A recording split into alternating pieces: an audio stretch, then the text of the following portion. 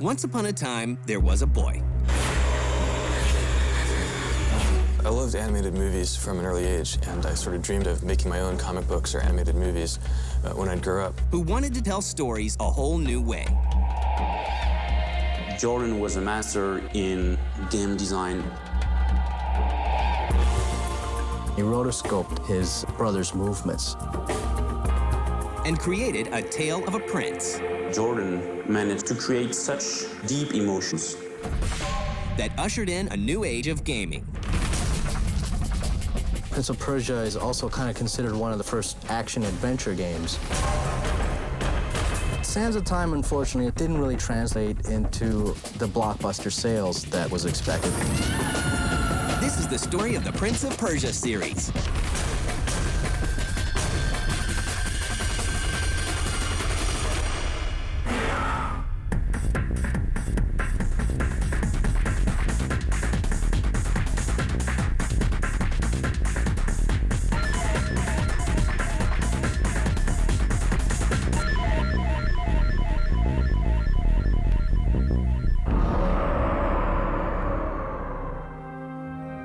At a young age, Jordan Mechner discovers what will become his lifetime passion.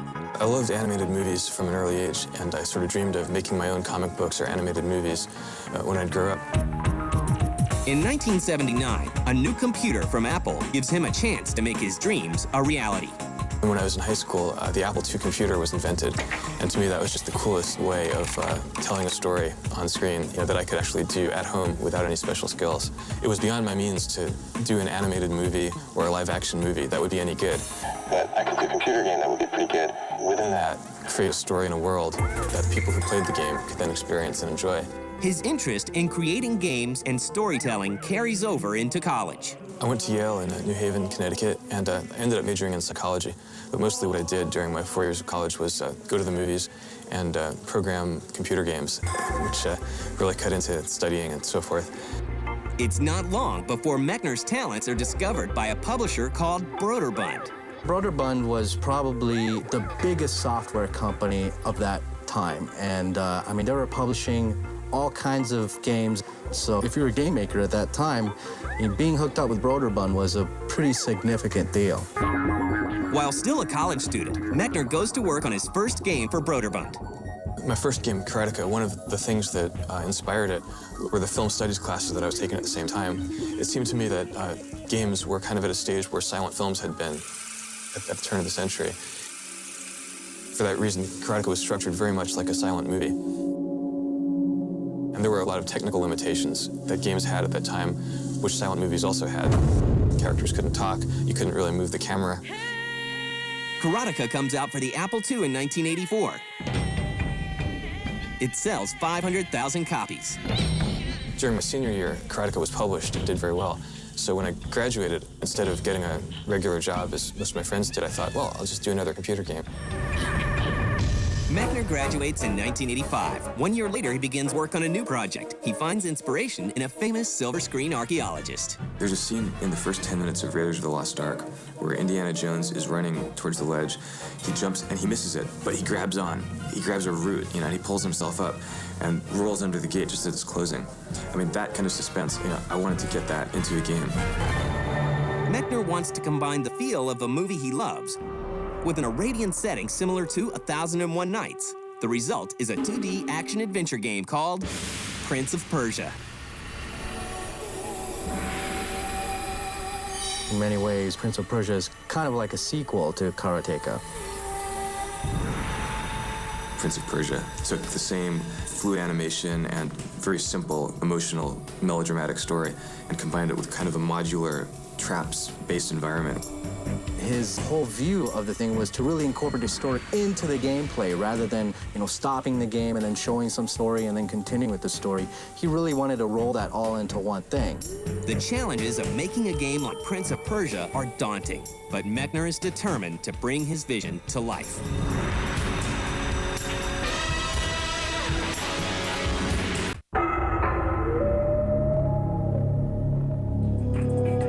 By 1986, Jordan Mechner is living in California and working hard on his newest game, Prince of Persia. Like many developers of his time, he must wrestle with limited technology. One of the biggest limitations in the earlier stuff is definitely sound. You hear about composers making music for systems in that era, and it was really like composing with one hand tied behind your back. Well, the big problem on the Apple II with music was that the computer was only capable of playing one note at a time. My dad was a, trained as a classical pianist when he was young, so I asked my dad if he would compose the music. First for Karateka, and then for Prince of Persia. Mechner uses a new technique in animation with the help of his 15-year-old brother, David. Jordan Mechner apparently took a lot of video footage of his brother jumping up and down and running around, hanging on ledges. After that, he basically what's called rotoscoping, and he rotoscoped his brother's movements. And he really studied that very, very hard and tried to really emulate almost perfectly his brother's movements. I wanted to create a character that would have weight. When you were running, you had momentum, and if you then pushed the joystick in the other direction to turn around, the character's arm would kind of flail behind him, because it's hard to turn around when you're running that fast in one direction. The whole breakthrough in terms of technology, which is the rotoscope, helped everyone to gather around this magnificent character who was the very first one to be so well animated. As Prince of Persia gets closer to completion, Mechner's talents become more and more apparent. Jordan was a master in game design, level design ingredients, building the right learning curve, the right difficulty curve. The time limit on Prince of Persia is what kind of heightened the whole experience of the game. You're sweating, you're wondering if you're gonna make it or not. You have no weapon, and you gotta find the weapon, clock's still ticking. The whole time, the game has this incredible tension. The most appealing thing was how simple all the elements that Jordan managed to bring together to create such deep emotions. The AI of the enemies was also pretty advanced for a game like that. I mean, you were out in a full-out sword battle with these guys. It wasn't just like hack slash and then they're out of your way. You engaged in kind of a lengthy sword battle with these guys and hope to put them away just in time for you to keep going. Broderbund releases Prince of Persia for the Apple II in 1989. It's funny, the big worry with Prince of Persia 1 was because I programmed it on the Apple II, and when it came out in '89, the Macintosh had already been introduced. It didn't seem like very many consumers were ever going to see it, simply because Apple II games weren't really being bought in stores anymore. What really saved Prince of Persia was the console versions that came out in the following years.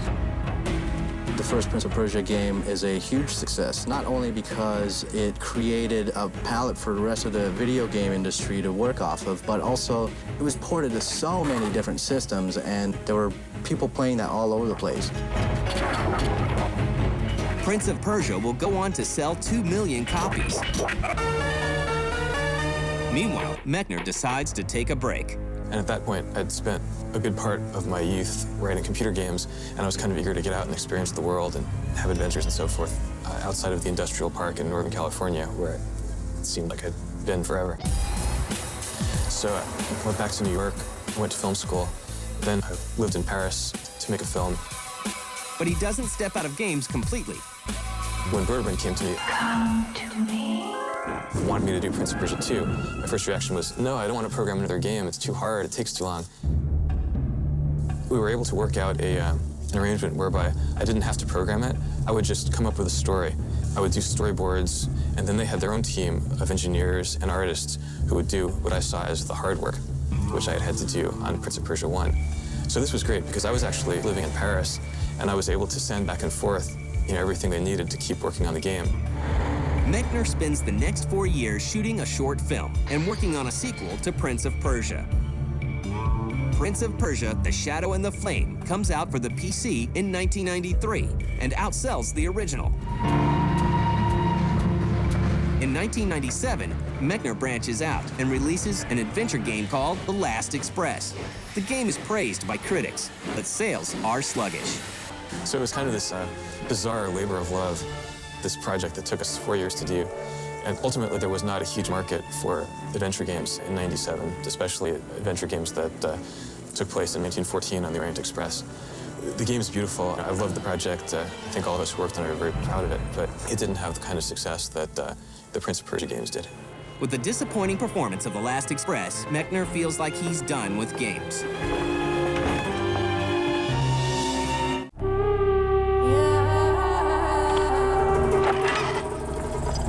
On September 17, 1999, Red Orb Entertainment releases Prince of Persia 3D for the PC. A Dreamcast port is also made, called Prince of Persia: Arabian Nights. Mechner's involvement with the games is minimal.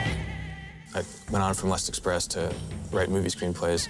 I did a little consulting for them on the project at the beginning, but ultimately that was a Broderman project that later became a Mattel project. Well, Prince of Persia 3D kind of came out under the radar. Nobody really paid that much attention to it.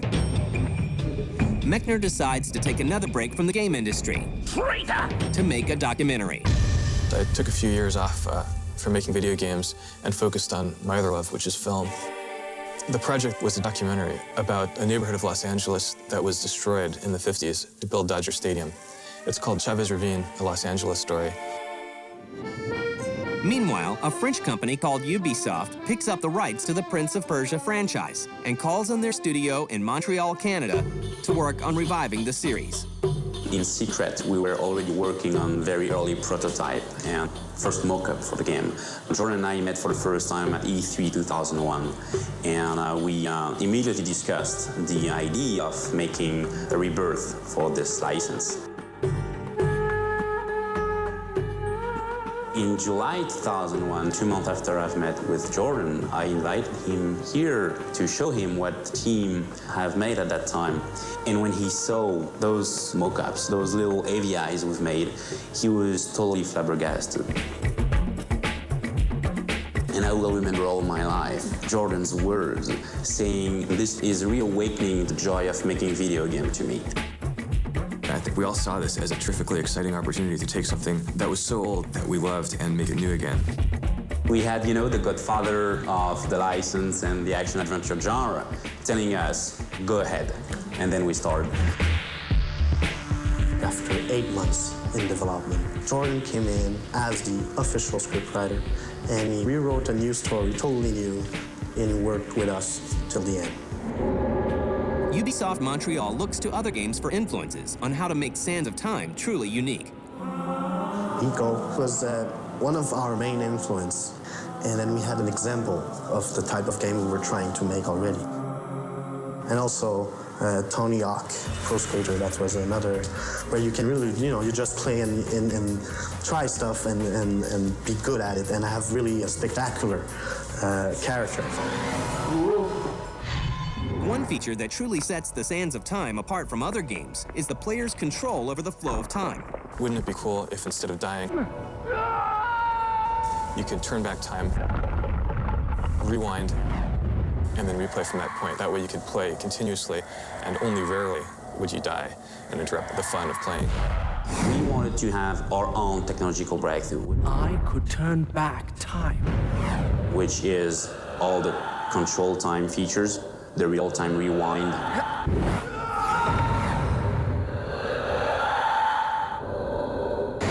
The Prince himself gets an update. We always knew that he was going to be a really agile, acrobatic guy. He's not like muscle-bound. He's more the kind of clever trickster. Developing a character who looked the way that the character felt to play, that was the challenge. He had to have an attitude that would make gamers today really want to be the Prince and play in that world. I'm very happy with the design we came up with. As does the gameplay. A lot of 3D games are they're beautiful, but they're kind of clunky to actually play. So we wanted to have the mechanics and the camera so taken care of that it could become second nature to the player. You could just hit buttons and do a sequence of moves and have this incredible acrobatic thrill of movement. What they really succeeded with the Sands of Time is creating a very seamless animation that really makes you feel like you're controlling the character. These animations aren't just pre-scripted things, but you're causing this animation to happen. Ubisoft releases Prince of Persia: The Sands of Time for the PC, Xbox, PlayStation 2, and GameCube on November 6, 2003. Sands of Time, unfortunately, is one of those games that was a critical success. It had great reviews. It said it was an excellent game, but it didn't really translate into the blockbuster sales that was expected. to the point that even a couple months later, Ubisoft bundled Splinter Cell with Prince of Persia. You buy Prince of Persia and then you get a free Splinter Cell. After a relatively slow start, Prince of Persia: The Sands of Time sells more than 2 million copies worldwide. The way that, the gamer have appreciated the game has been really, really good for us. We were very surprised, yeah. The Prince has returned, and his new adventures are just beginning.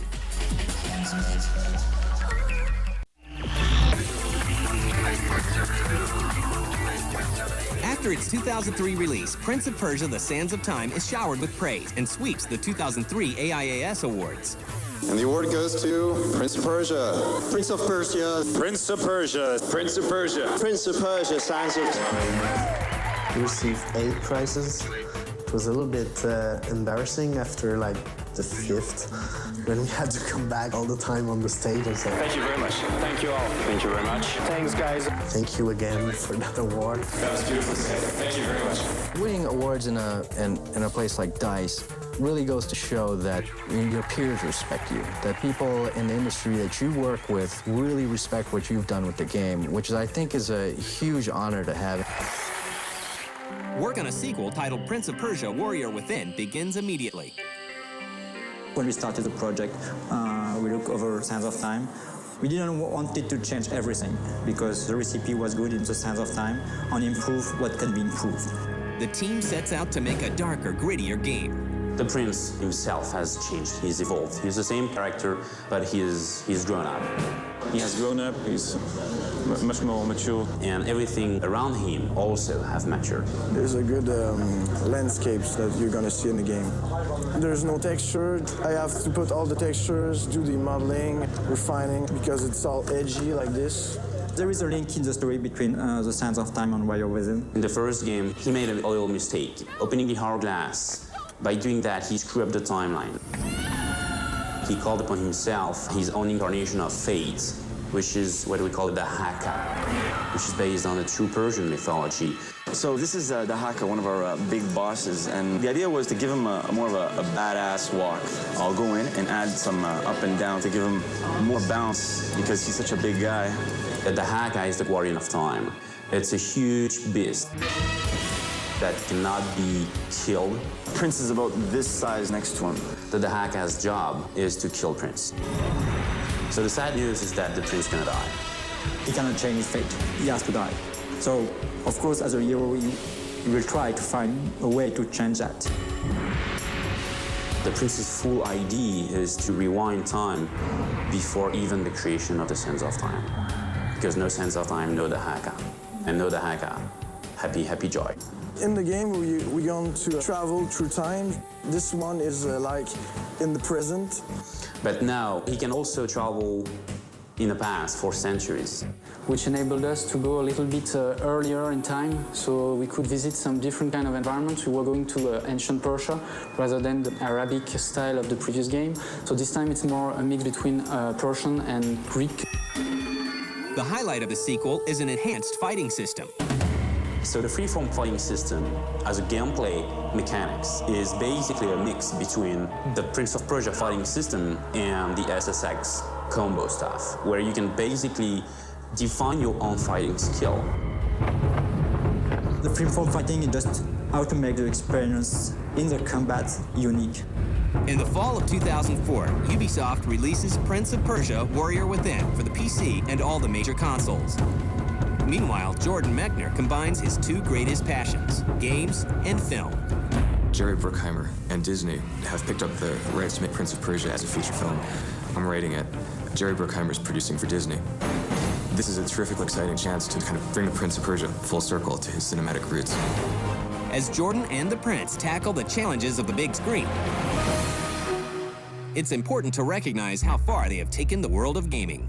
Not only that, but Prince of Persia is also kind of considered one of the first action-adventure games that really spawned a whole bunch of different action-adventure games like Tomb Raider. Prince of Persia was a very important franchise 10 years ago with Jordan Mechner, and we have made a great work with the team. Now that Prince of Persia license is something that we want to push forward for the future.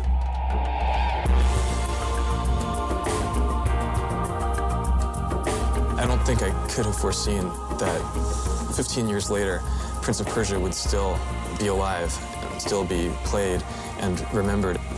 You know, that's probably one of the most rewarding aspects.